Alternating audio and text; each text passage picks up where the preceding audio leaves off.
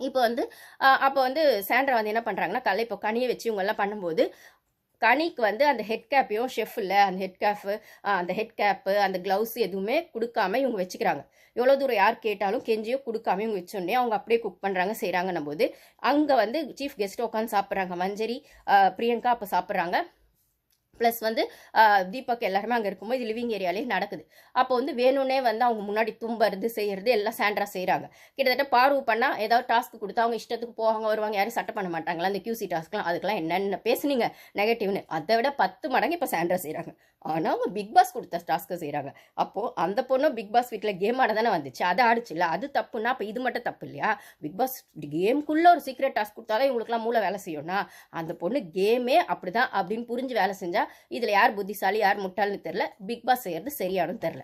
ஓகேங்களா? அப்போ அந்த பொண்ணு வந்து என்ன பண்ணுது, அந்த சாண்ட்ரா பொண்ணு இவங்க சாப்பிட்டுட்டே இருக்கும் போதே வந்து, நீங்கள் சாப்பிட்றீங்களா சட்னி இதில் முடி இருந்துச்சு நான் தான் எடுத்துகிட்டு அப்படியே அங்கே வச்சுட்டேன் அப்படிலாம் சொன்னோன்னே, சாப்பிட்றவங்களுக்கு எப்படிங்க இருக்கும் சீஃப் கெஸ்ட்டு. அப்போது எல்லாரும் சேர்ந்து சொல்கிறாங்க. அப்போ பார்வதி, அதுக்கப்புறம் எல்லாருமே வியானா எல்லாமே இல்லை இல்லை அப்படிலாம் இல்லைங்க மேடம், அவங்க வேணும்னே சொல்கிறாங்க. அவங்களுக்கும் வந்து மேனேஜருக்கும் ஒரு சின்ன மிஸ் அண்டர்ஸ்டாண்டிங். அதனால் அவங்க மேனேஜர் இப்போ இல்லை, அவங்க ஹெட் ஷெஃபாக இல்லை, அவங்களுக்கு பதில் வேற ஒருத்தவங்களை போட்டு குக் பண்ண, அதனால் அப்படி சொன்னாங்க. ஏங்க நீங்கள் உங்களுக்குள்ளே 1000 இருக்கட்டும், அவங்க ப்ளஸ்ஸோ மைனஸோ ஒரு ஃபுட்டில் இப்படி இருக்குன்னு ஒருத்தவங்க சொல்லும் போது அந்த ஹோட்டலுக்கு நாங்கள் எப்படிங்க நாங்கள் நம்பி சாப்பிட முடியும்? அட்லீஸ்ட் ஒரு ஹெசிடேஷனாக டவுட் வருதோ இல்லை ஒரு ஹெசிடேஷனாவது வரும்ல, எங்களுக்கு இன்னும் இது சரியாக தோணல அப்படின்னு இந்த ஆர்குமெண்ட் ரொம்ப சூடாக போயிட்டு இருக்குமோ, அங்கே வேணும்னே போய் போகிறது வரதுன்னு தும்புறது செய்யறது எல்லாம் பண்ணுறாங்க. அப்போ அரோரா கேட்குறாங்க, என்னதான் நீங்கள் வந்து கோவம் அப்படின்னாலும் இப்போ தும்புறீங்க செய்கிறீங்க பக்கத்தில் இருக்கவங்க இன்ஃபெக்ஷன் ஆகணும், இதெல்லாம் ஃபேராக இருக்குன்னா நான் பண்ணுவேன் செய்வேன் அப்படின்னு பாருலாம் போய் கெஞ்சுறாங்க. இந்த மாதிரி வந்து அந்த கேப் கொடுத்துருங்க செய்யுங்க, எதுவாக இருந்தாலும் நம்ம அப்புறம் பேசிக்கலாம், சீஃப் கெஸ்ட் கிளம்பிட்டோன்னா அவங்களுக்கு சீஃப் கெஸ்ட் கிளம்புறதுக்குள்ள அந்த நாமினேஷனை வாங்கிடணுமே. அப்போ தானே அப்போது யாரோ ஒருத்தருக்கு நாமினேஷன் பாஸ் கிடைக்கும். இந்த டாஸ்கில் வின் பண்ணால் புருஷனுக்கோ பொண்டாட்டிக்கோ இன்னொருத்தவங்கள டைரக்ட் நாமினேஷன் போடலாம். ஒருவேளை இவங்க தோத்துட்டா 2 பேருமே டைரக்ட் நாமினேஷனுக்கு போயிடுவாங்க. இவங்களுக்கு கிடைக்க வேண்டிய அந்த பாஸ் வந்து வேற யாருக்காவது போயிடும். இதுதானே டீலு. அப்போ வந்து அவங்க அதுக்காக தான் பண்ணுறாங்க அப்படின்றது அவங்களோட இது இருக்குது. இதுக்கு நடுவில் என்ன பண்ணுறாங்க, மஞ்சரிக்கு தீபக்லாம் வந்து இந்த இடத்துலலாம் என்னால் சாப்பிட முடியாது, இதுக்கு மேலே இந்த ஹோட்டல்லாம் இருக்க முடியாது, நான் கிளம்புறேன் அப்படின்னு சொல்லிட்டு அவர்லாம் வந்து ஷூட்கேஸ் எடுத்துகிட்டு கிளம்பவே ஆரம்பிச்சிட்டாரு. அதுக்கப்புறம் இவங்க பிரியங்கா சாப்பிட்டுட்டே இருங்க, இதெல்லாம் அவங்க சாப்பிடும்போதே நடக்குது. பக்கத்தில் மஞ்சரி உட்காந்து நான்லாம் சாப்பிட மாட்டேன்ப்பா, இதுக்கப்புறம் இவ்வளோ விஷயம் ஆனதுக்கப்புறம் நான்லாம் எப்படி சாப்பிட்றேன், நான்லாம் சாப்பிட மாட்டேன் அப்படின்னு சொல்கிறாங்க. இதுக்கு நடுவில் இந்த கொடுத்த ஸ்டாரையும் வாங்கிடுறாங்க.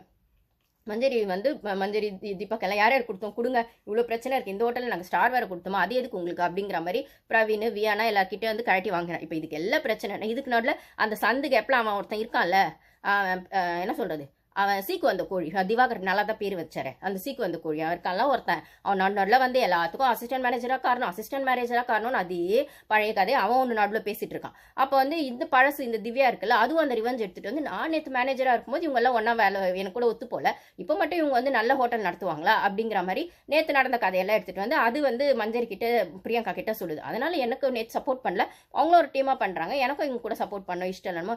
அப்போ வந்து இவங்க சொல்கிறாங்க, சீஃப் கெஸ்ட் உங்களுக்குள்ள 1000 பஞ்சாயத்து இருக்கட்டும், 1000 பர்சனல் இருக்கட்டும், அப்போ என்ன பிரச்சனைன்னு போது திவாகரை எடுக்கணும்னு சொன்னாங்க, நாங்கள் யாரும் எடுக்கல அப்படின்போது இப்போ திவாகரை எடுத்தாகணும், இல்லைனா நான் இதை தான் செய்வேன்ற மாதிரி சாண்ட்ரா அவங்க ஒன்று செய்கிறாங்க. ஏன் எடுக்கணும், ஒரு ஃபேராக தானே வேலை செஞ்சாங்கன்னு ஒரு மெஜாரிட்டி கூட்டம் இருக்குது. வியானாவும் இவங்க சைடுக்கு நிற்கிறாங்க.